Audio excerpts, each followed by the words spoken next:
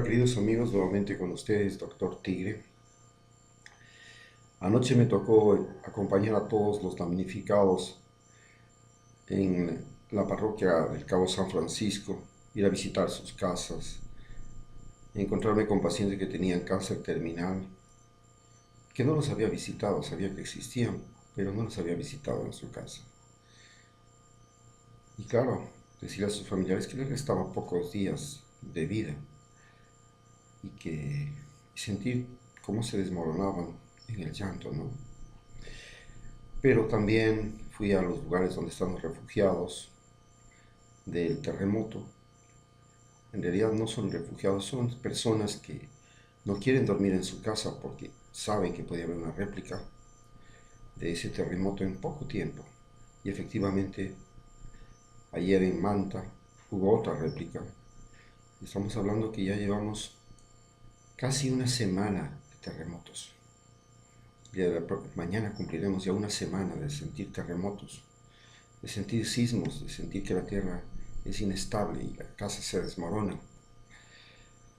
La gente está fuera de sus casas durmiendo en improvisadas carpas de plástico, otras sí son carpas con sus colchones. Prácticamente las cosas de valor están en sus casas guardándose, esperando a que tal vez venga un ladrón o desaparezcan cuando se hunda la casa. Pero se dan cuenta que lo más importante es la vida humana. Quizás eso es lo más importante de este terremoto, que nos han permitido comprender que lo más importante son los seres humanos, no las cosas. Y también nos ha permitido reconocer que vivimos en una sociedad de miedo. Tenemos miedo a todo. Y ahora, por supuesto, miedo a los fenómenos naturales. Pero debe ser más crítica la situación en Siria, donde el peor fenómeno es la guerra. Y el miedo a la guerra es mucho más temible, ¿no? La naturaleza finalmente no es inteligente, no mata con el cerebro. En cambio, una guerra, seres inteligentes usan armas para ir a matar a otros seres humanos. Entonces, usar la inteligencia humana contra otros seres humanos para destruirlos es más grave. Entonces, Siria, una catástrofe como la de Siria es mucho más seria, mucho más trágica que la catástrofe de Ecuador. Menos espectacular, pero trágica. Y por supuesto, lo que está pasando en Brasil ahora, donde un sistema político se ve enfrentando a grupos seguidores de una tendencia con grupos seguidores de otra tendencia política, alentados estúpidamente por Estados Unidos, que además, en esto sí, hay que destacar el papel muy importante de BBC como enemigo de Venezuela.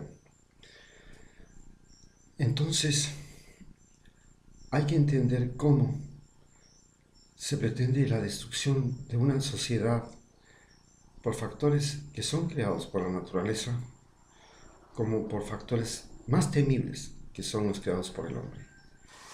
Existen factores creados por el hombre como son las guerras, en las que las armas tienen un papel importante.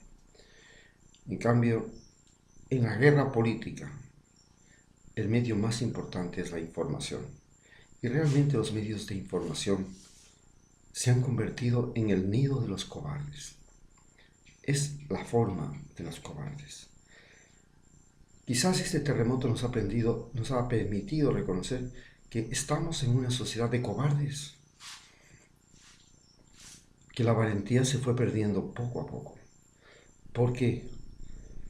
Porque estoy viendo cómo, a diferencia del fenómeno del niño de 1981, en que no había nadie que le salve a ningún campesino, estábamos todos encerrados dentro de un pueblo en el que no había ningún contacto con el mundo externo. Los pescadores salían a pescar y regresaban con comida para el pueblo. La gente iba a buscar fuentes de agua y regresaba con agua para todo el pueblo. Había una autosuficiencia, una valentía para enfrentar la situación, sacando fuerzas de sí mismo y recursos del propio pueblo. Y finalmente nadie salió derrotado. Fue un una prueba de esfuerzo, podría decirse. Hoy la situación se ha vuelto diferente. El país, en las zonas como las que estamos entrando, comienza a vivir el espíritu de la mendicidad. Es, es terrible. Todo el mundo está en las calles esperando que venga de afuera el agua, que venga de afuera la comida, que venga de afuera el colchón, el crédito, es decir, hacer de la lástima una carnada para que llegue con eso el pescado. Es parte de esta situación terrible. Realmente la situación terrible, más allá de la tragedia humana en el caso de Pedernales, donde sí ha habido mucha gente. En la zona donde yo vivo, lo que más ha habido es el miedo.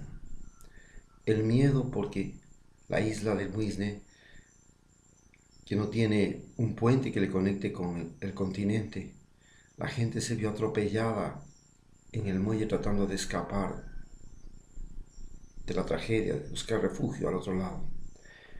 Y en el pueblo donde yo estoy, la gente corrió a las montañas esperando a que venga un tsunami. Y desde ahí se generó un sentimiento de miedo. Por supuesto, al miedo hay una cosa que le acompaña y que es muy valiosa.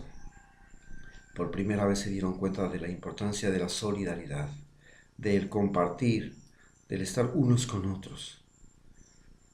Esto son los juegos con los que estamos batiéndonos. Esas son las barajas con las que tenemos delante. Los más cobardes, los que nunca estuvieron en esta situación, los que vieron de lejos la película, hoy quieren ser candidatos a la presidencia y hablan mal de lo que ha hecho el gobierno y de lo que no ha hecho el gobierno. Los medios de comunicación internacionales, especialmente CNN y por detrás de él BBC, han pasado a ser medios de persuasión política que manifiestan lo que es su odio a unas nuevas tendencias políticas, como han sido las tendencias populistas de América del Sur, donde Evo Morales, Bachelet,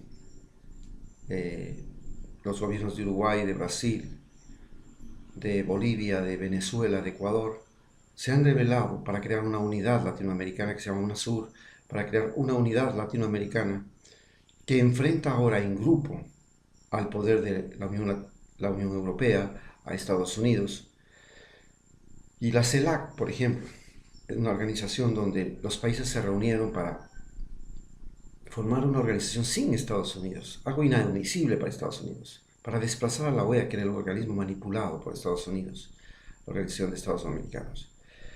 Este sentimiento de cobardía que se ha apropiado ahora de toda la zona, este sentimiento del miedo, cuando el miedo se convierte en enfermedad, es un problema muy serio. Vivimos ya en una sociedad de miedo. La gente tiene miedo al sol por el cáncer. La gente tiene miedo a cansarse, entonces utiliza los vehículos. La gente tiene miedo al hambre, entonces come más de la cuenta. La gente tiene miedo al dolor, entonces utiliza analgésicos como loca. La gente tiene miedo a la fiebre, entonces utiliza antibióticos como loca. El miedo en sí se ha vuelto el agente causal de los males. ¿Y dónde está la valentía? La valentía, que es la cosa que se cultiva en los seres humanos. Me pongo a pensar en mi hija, cómo cultiva al mismo tiempo su cerebro y su valentía. Va a enfrentarse en taekwondo con enemigos, con rivales que saben que le pueden golpear, que después saben que le pueden lastimar. Veo de mi otra hija, que es artista, que se enfrenta al público. El público es también un censor, un temible adversario, y se enfrenta a ellos. ¿Dónde está la valentía? La valentía de cada ser humano, que parecía que de la noche a la mañana aquí en el pueblo desapareció con el temor, con el sismo. Eso es lo que nos hace falta ahora, revolver, descubrir, volverlo a encontrar y descubrir también que la valentía en los países en crisis desaparece y son los más malvados los que asumen el papel de valientes, Los más cobardes de los que pueden disparar un arma a escondidas y matar a otro ser humano. Los que pueden utilizar un medio de comunicación y crear opinión pública en contra. Son los que pretenden ser gobierno sin haber pasado por ninguno de los dramas de la población. Ellos, los centros, los ejes de la cobardía, son, al igual que el miedo, las nuevas causas de enfermedad humana y de enfermedad social.